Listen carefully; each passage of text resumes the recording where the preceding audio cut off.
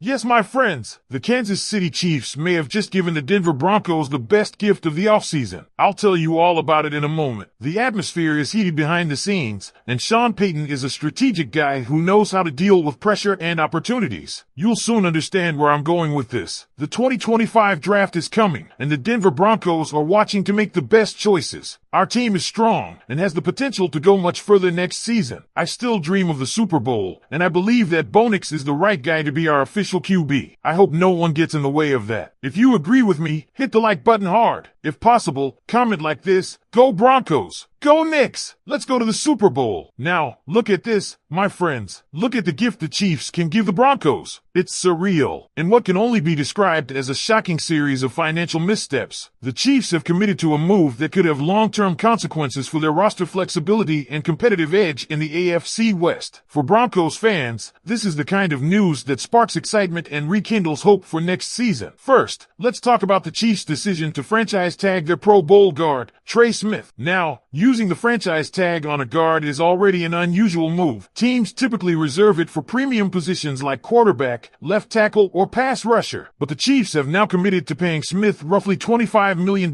for next season, an absolutely staggering amount for an interior lineman. And the craziest part? Smith isn't even a top-tier guard in the league. According to Pro Football Focus, he wasn't even among the top 10 guards last season. Compare that to the Broncos' own Quinn Meinerz, who ranked second among all guards with a stellar 86.9 PFF grade, and who was locked into a much more reasonable $18 million average contract. Denver got a steal, while Kansas City overpaid for mediocrity. The implications of this deal are enormous. The Chiefs' offensive line struggled mightily last season, especially in keeping Patrick Mahomes upright. With major cap space now allocated to Smith, the team will have fewer resources to address their more pressing needs. The Broncos, on the other hand, made a savvy financial move that keeps their line intact without hamstringing their cap space. If there were any doubts about Sean Payton's ability to outmaneuver the competition in roster construction, this should put them to rest. But that's not the only head-scratching decision Kansas City made. Another major development is the confirmation that veteran tight end Travis Kelce will return for another season. While Kelce is a future Hall of Famer and has been a nightmare matchup for defenses in years past, age is starting to take its toll. He'll be 36 for most of next season, and historically, tight ends see significant drop-offs in production at this stage of their careers. The Chiefs were likely hoping he would retire, which would have saved them a major cap hit, but instead, they'll now be paying nearly $19 million